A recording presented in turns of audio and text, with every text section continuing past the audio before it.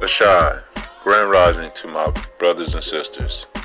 I like to speak on these topics about Kamala Harris and Joe Biden and address some of these issues that we're seeing in the media about whether or not her blackness or is authenticated, whether or not she's, for the black community.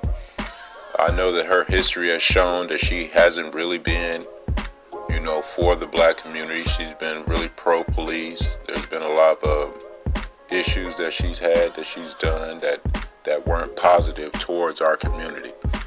But I want people to understand that the things that she's done, I don't want to hold her accountable the same way that the things Trump has done, his supporters don't hold him accountable for. They don't look at his history, and when you bring it up, they always say, well, that was just him back then. So I'm going to use that same logic when it applies to Joe Biden and Kamala Harris. And for another reason, I'm not trying to just be simplistic there and do that. I'm just understanding that Trump and the Republican Party is completely ignoring any plight that the African American community is screaming out. They are trying to change the narrative on a daily basis. They have never once in any situation I've seen addressed the protesters as mere protesters. It's always been protesters, aka / rioters, and then they are always heavy on the riot part of the protest, not emphasizing what the protest is about, and very little about police brutality and murdering of unarmed Americans. Now, with that being said, knowing that there are actual bills that have been presented to prevent some of these occurrences from happening, and seeing that Kamala Harris has pushed these bills and the Republican-led Senate has done nothing about it. They brought up a watered-down bill that wouldn't do anything at all, and that was just for show because they haven't tried to push that at all. They've talked about it, but they haven't brought it to the floor even for an argument or a debate. So that lets you know how serious the Republican Party and Trump is about the black agenda. And I like to speak about the black agenda for one thing. I have yet to see, and I've just recently seen something about the black agenda being written down. I've seen a lot of people speak about the black agenda, but I can't find a coalition of black people in a group that will tell me what the black agenda is. We need to find out exactly what it is we want, write it down on paper, make sure that is what our community wants and is beneficial for our community, and then demand those things from Joe Biden and Kamala Harris. But until we do that, we can't complain about not having a black agenda if no one knows what it is. I mean, you could do a census on the black community, and I guarantee the majority of people in this community will not know what the black agenda is, not specifically. Each person might have an individual want or need for what they think could help, but we haven't collectively came together and said this is what we want. Like I said earlier, I just recently saw something that specifically stated in a list what it is that our demands would be. And I agree with the majority of them on there, but there are some on there that I don't believe are good. I feel like they'll be more aversive to trying to get the total goal done. So you can decide. I feel like I say, we need to figure out exactly what it is we want and say that. Not just say we want a black agenda or push the black agenda and there's no actual black agenda. So on that subject, that's how I feel about it. I mean, like I say, I know I feel like it's a lesser of two evils between Trump and Biden, because Biden's history is not much better than Trump's. I mean, he's had racist tendencies, and that's something that I expect from most Caucasian people that's been taught in America. That's just exactly what they're trained to do. Just like we're trained to be subservient to them. You have to break yourself out of the teachings. I preach that all the time. You have to unlearn what you've been taught in this country. Those things will only help manipulate and keep you under this white supremacist rule. And that's what it's all about. And we see that on a daily basis, the white supremacist rule.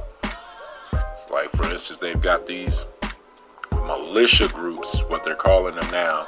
And like I've said before, you can classify them as militia groups, but they're actually just gang members with guns. It's funny how they classify African Americans and Hispanic Americans and, you know, people of color as gangs, but when white guys get together, they call them a militia, as if it's some patriotic duty to protect the building, which is trash to me. I mean, it's silly for somebody to tell me that, well, okay, a building is more important than a human life.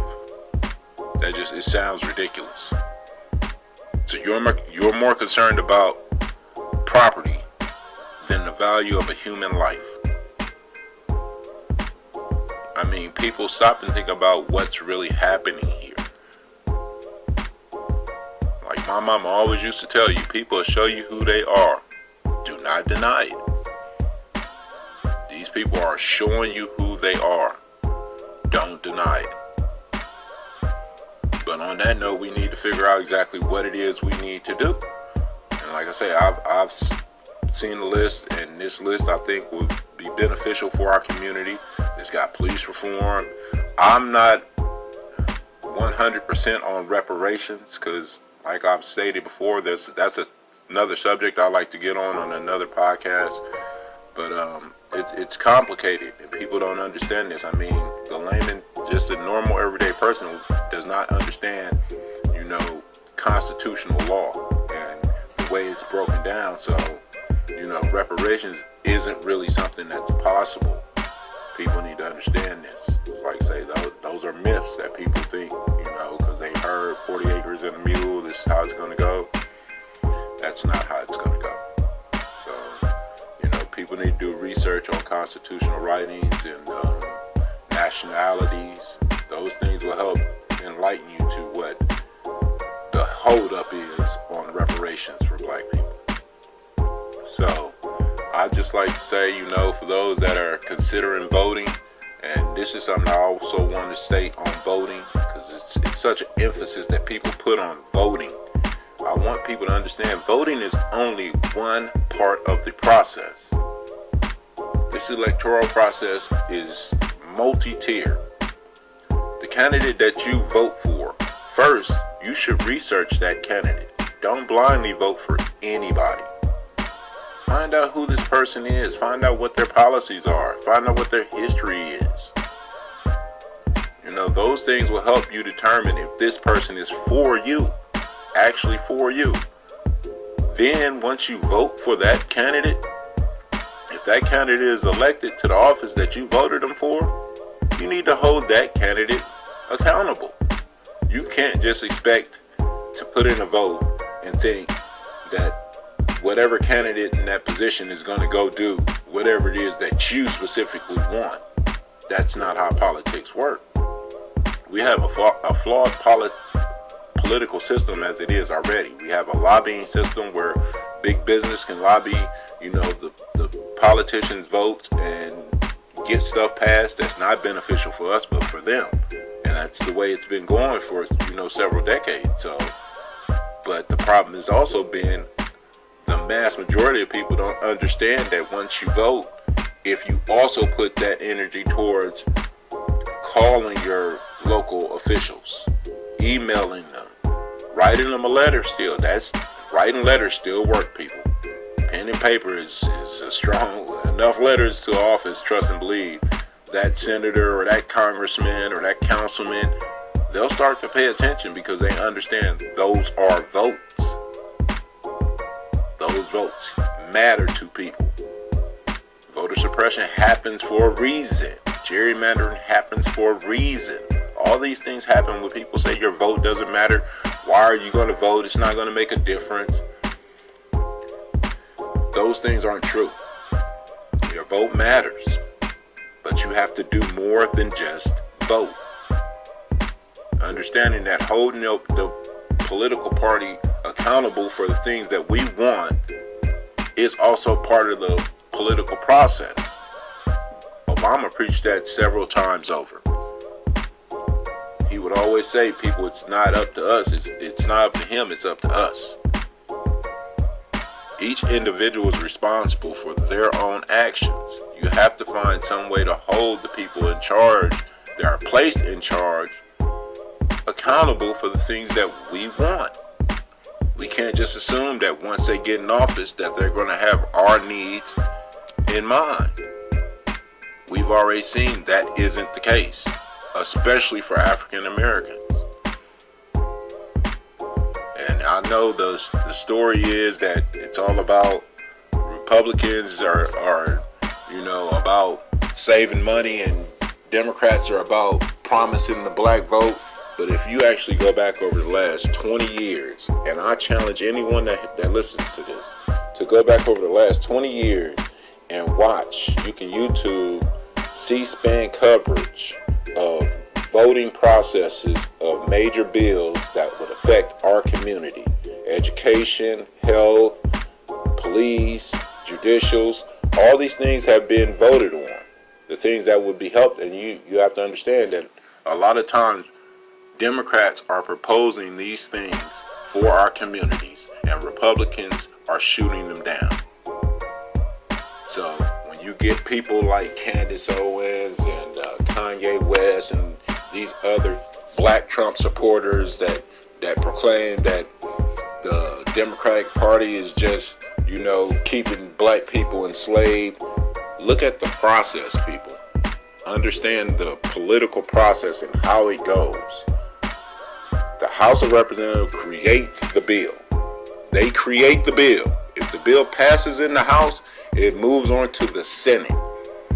Once in the Senate, if the bill is approved, it is passed into law and sent to the president. If the president does not veto the bill becomes law.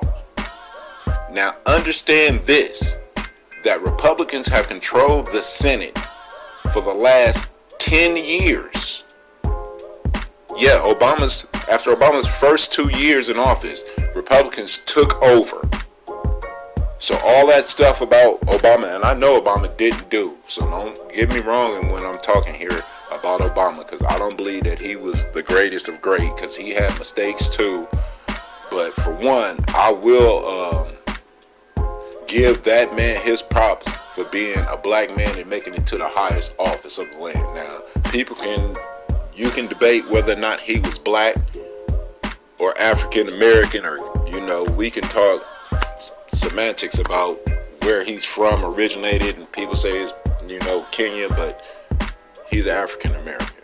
And like I say, if I broke that down on nationality level, people would even I would go deeper on that, but I'm not. Like I say, that's another conversation for another podcast. But understand that Barack Obama did not have control the majority of time of his presidency. And then once Trump got into office, Republicans had complete control of the House, Senate, and presidency for Trump's first 2 years.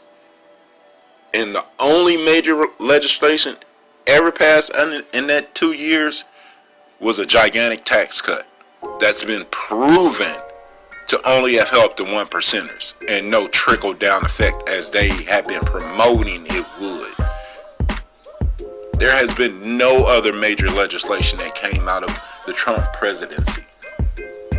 And I dare anyone to find one. And if you want to bring up that watered down criminal reform bill that he passed for political reasons because he got in too deep with the NFL and tried to change the narrative again, talking about the flag and not about police reform, which they're still doing, as I said before. If you watch Fox, you'll see exactly what I'm talking about. They do not mention anything about protest and social injustice. It's all about riots, violence. It's scare tactics. These are things that people need to understand. Like I say, you can't just look at the media and think, oh, well, NBC is right, Fox is right, they're wrong. No, you have to use independent thought, critical thinking in these things.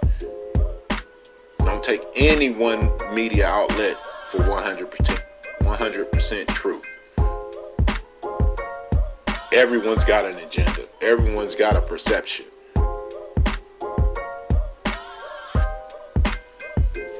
I want my people to wake up and understand what's really going on, and understanding that yes, your vote matters, and yes, we need to get a black agenda established, put forth, and executed. But like I always preach, we have to do this in one voice, with one message, saying it loudly and strongly. We all can't be screaming 5 different things, talking about we want this, we want that, and no one really knows if it's actually going to benefit our community or not. I say all the time, ever since the Democrats passed the George Floyd police bill in the House of Representatives, that was a good bill to get behind.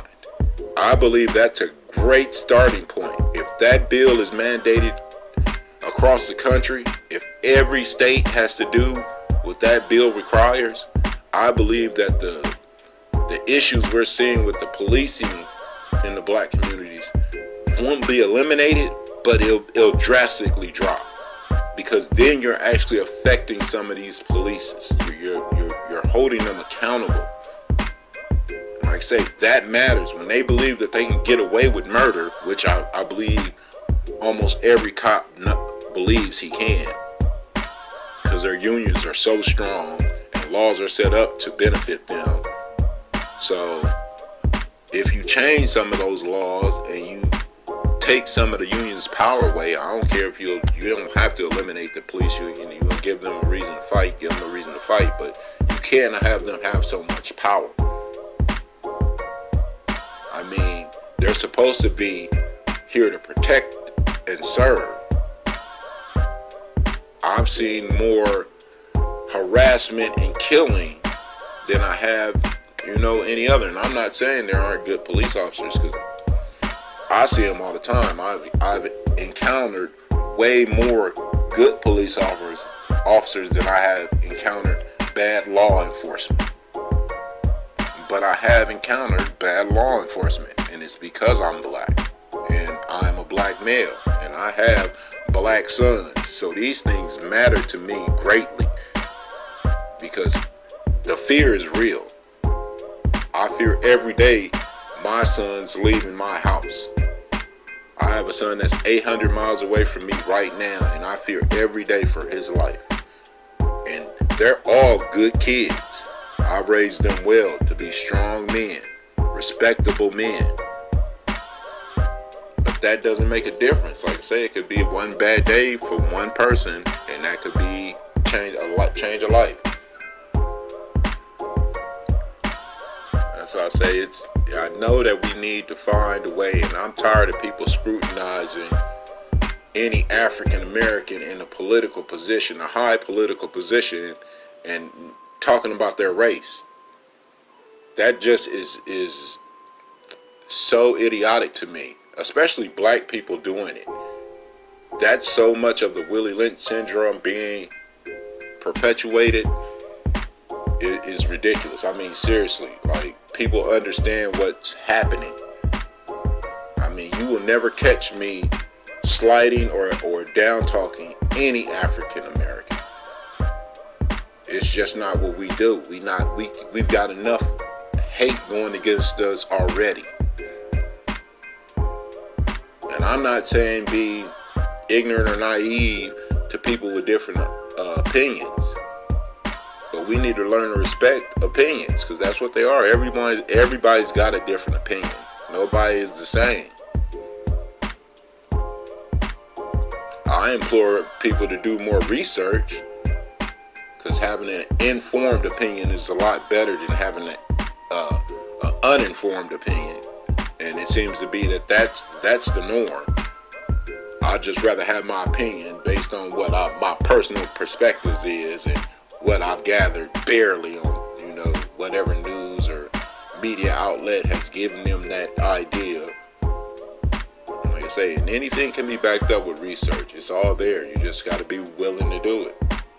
And for people that say, well, this don't affect me, this don't bother, this ain't something that's I got to deal with,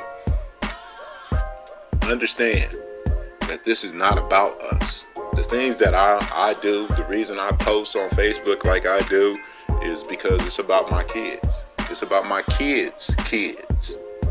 I want them to be able to live in a life where they don't have to worry about racism or the heavy hand of white supremacy is lifted up some.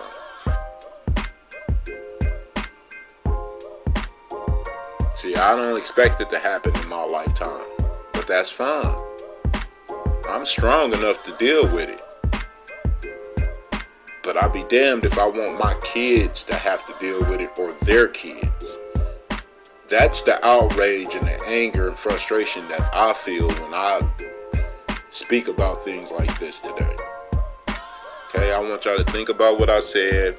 Say, I hope all y'all are healthy and in great spirits. I want all y'all family and friends to do the same. I hope that y'all subscribe and tune in more. We'll try to have more in-depth conversations and reactions to issues that's going on in day-to-day lives. I want to say a shout out to everyone and take care. Thank you.